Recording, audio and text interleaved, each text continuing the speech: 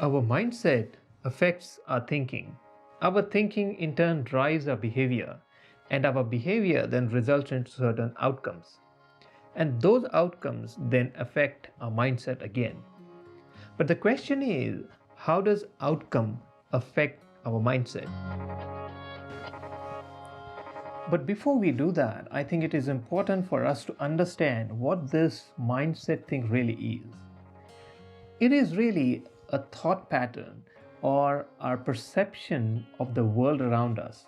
It is our abstractions, it is heuristics, it is the mental frame or mental model, or let's say it is the lens through which we look at the world, we sense, perceive, and judge the world and everything around us. When we do something, we see results, we see outcomes, we get an experience. And this experience gives us crucial feedback.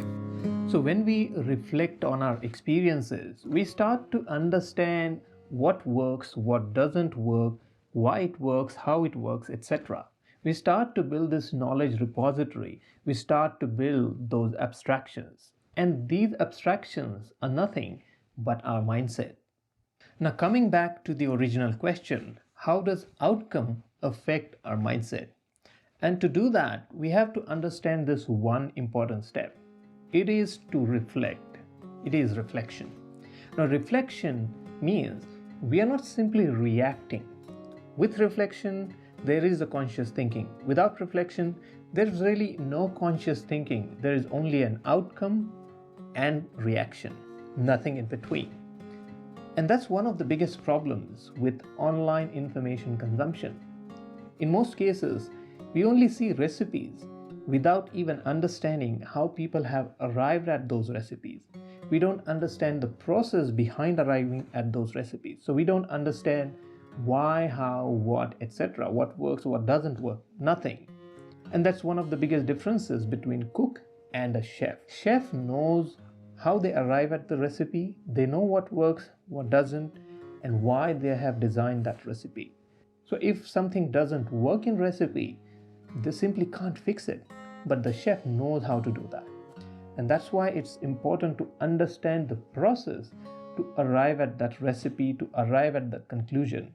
And that is possible only with reflection.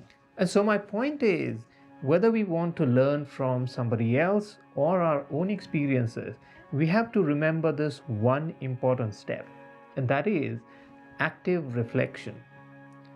It means whether we are learning from others, whether we are consuming online information, or we are learning from our own experiences, we always make it a point that we jot down our experiences, we jot down our reflections, we write them down, and we may also want to discuss them with others. Reflecting on our experiences and forming our own abstractions is critical because our own abstractions are our thought patterns. They are indeed our mindset. And to get it right, we want to ensure we are not missing this one critical step, and it is to reflect on our experiences and learn from them.